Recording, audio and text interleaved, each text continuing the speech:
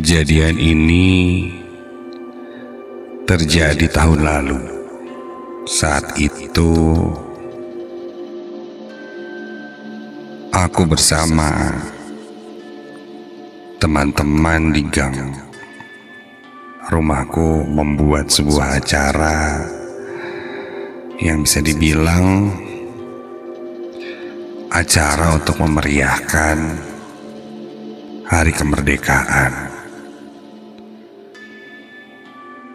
Anak-anak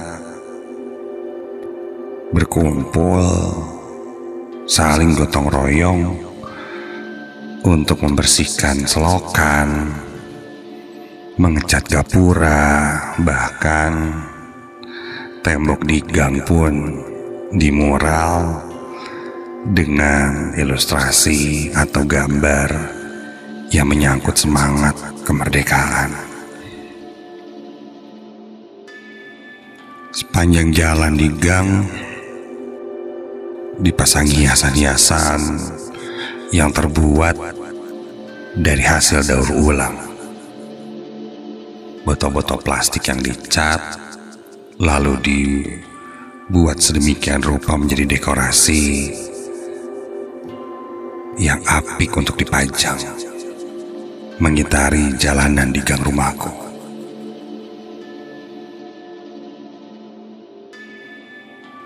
Ketika itu, hampir setiap hari kami mengerjakan sesuatu dan sampai lewat tengah malam.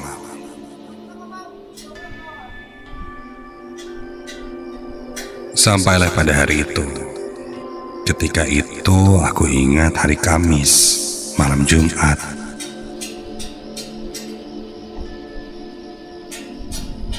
Masih ada dekor yang harus kami selesaikan.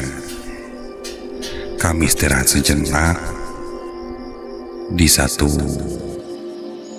tempat, ya bisa dibilang pos kecil lah, berbentuk seperti saung, dan kebetulan di sana ada radio. Karena aku ingat ini malam Jumat, aku pun bilang pada teman-temanku, sekarang malam Jumat, dengerin Arden yuk, Nightmare Side, cerita-cerita serem. Ayo yuk. Mereka pun menyambut dengan baik. Akhirnya kami pun setuju untuk mendengarkan Nightmare Side malam itu di pos tempat kami beristirahat. Saat itu sepertinya sudah masuk cerita kedua. Kami mendengarkan dan entah kenapa, atau mungkin hanya aku yang merasakan suasana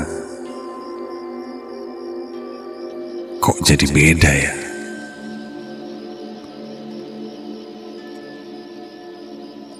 Angin malam itu nampaknya tidak berhembus seperti biasanya. Suasana terasa sunyi, meskipun aku sedang bersama teman-temanku.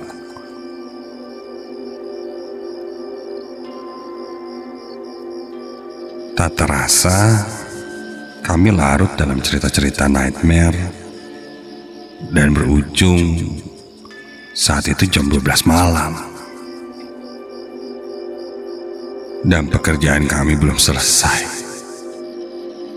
Salah satu temanku bilang kita lanjutkan pekerjaannya besok. Sekarang lebih baik pulang istirahat. Namun ada juga temanku yang bilang, kagok lah.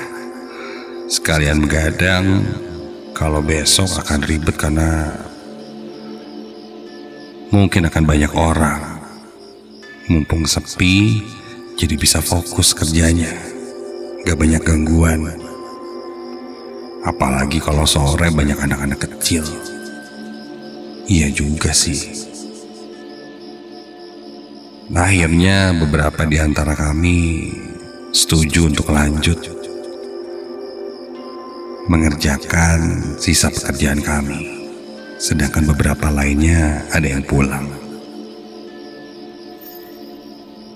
Kami lanjut bekerja, mengerjakan beberapa dekorasi, ada yang lanjut ngecat, dan ada yang memasang lampu-lampu.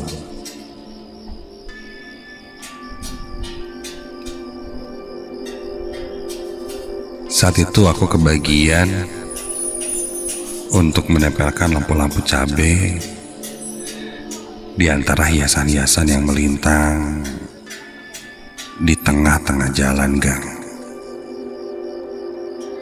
Aku membawa tangga dan mulai memasangkannya.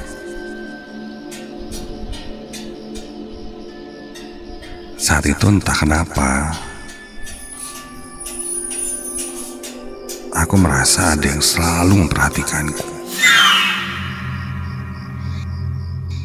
Aneh. Rasanya sih memperhatikanku dari arah atas, dari arah genteng rumah warga. Setiap kali ku tengok, tidak ada apa-apa, tapi rasanya ada yang terus mengintaiku.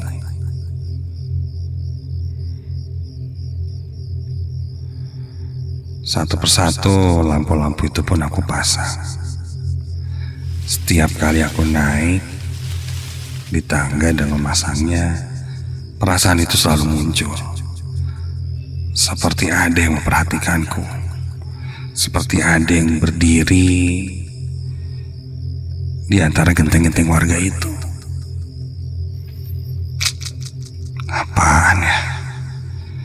Tapi setiap kali aku lihat, tidak ada apa-apa. Apa cuma perasaanku saja kali ya?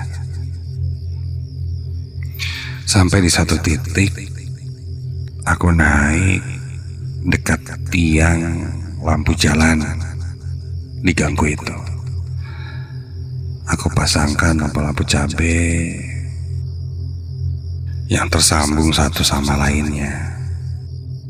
Dan ketika itu tiba-tiba, duh, apa nih? Ada sesuatu yang menetes. Aku melihat ke atas.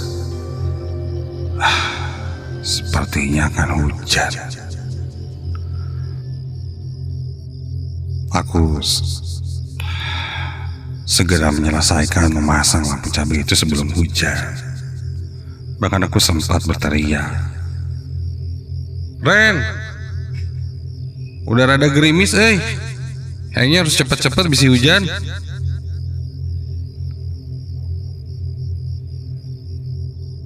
Begitu kataku. Dan ketika aku masih memasangkan lampu, ada sesuatu lagi yang basah menerpa punduk leherku, menetes dari belakang. Ketika ku pegang, lah, ini tidak seperti air, lengket, dan baunya kok busuk sih.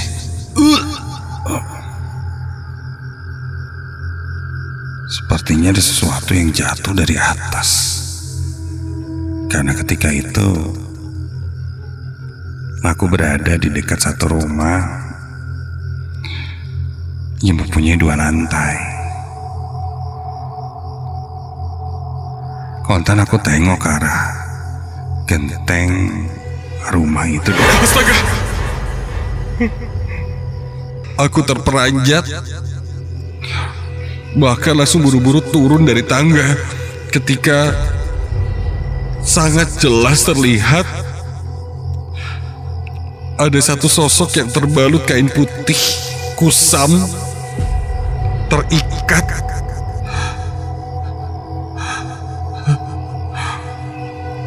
Berdiri tegap di atas genting rumah itu. Itu sosok pocong dengan wajahnya yang terbakar hitam, matanya membelalak melotot ke arahku dan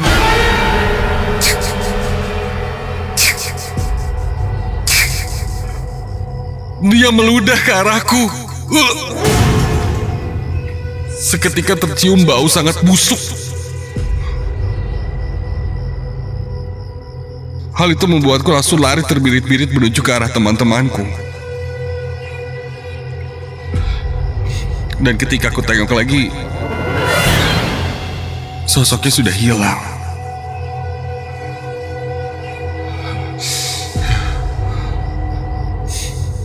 Tanpa berpamitan dan bercerita lebih lanjut, aku langsung pulang ke rumah, lari sekecang-kecangnya. Tak peduli lewat tengah malam, aku langsung mandi dan membersihkan badanku. Dan saat itu aku berusaha untuk tidur dengan cepat. Jantungku berdegup dengan kencang. Bulu kuduku merinding terus-terusan, tidak berhenti.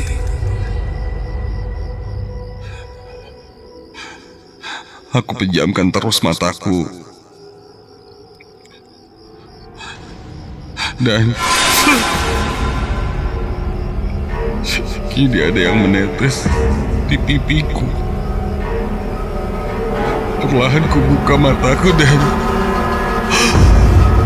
badanku sungguh tak bisa bergerak ketika sosok itu, sosok yang terbalut kain itu sudah berada di dalam kamarku dengan posisi menunduk. Wajahnya cukup dekat dengan badanku dan mulutnya terbuka menganga hingga liurnya menetes ke wajahku.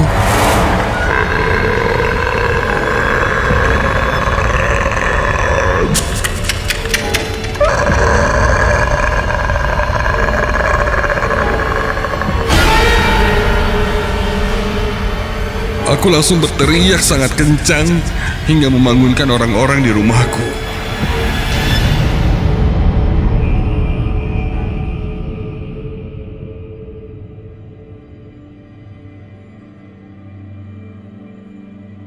Ketika itu, aku tak sadarkan diri. Keesokan paginya ketika aku sadar, aku terbangun di kamarku. Aku coba ceritakan apa yang kualami semalam dan apa yang kulihat. Kakak dan ayahku bilang, semalam aku berteriak-teriak di kamar dan kesurupan pocong. Dan baru bisa dibersihkan setelah azan subuh. Sosok itu susah keluar. Bahkan beberapa warga sampai berkumpul di rumah. Dan aku tidak sadar dan tidak ingat hal itu. Sosok itu bilang merasa terpanggil olehku. Dan ketika ku ingat-ingat, sepertinya gara-gara nightmare yang ku dengarkan. Iya, aku baru ngeh dan ingat ketika itu cerita Nightmare Side yang sedang kami dengarkan, salah satunya adalah cerita tentang pocong. Dan mungkin hal itu akhirnya membuat sosok yang ada di sini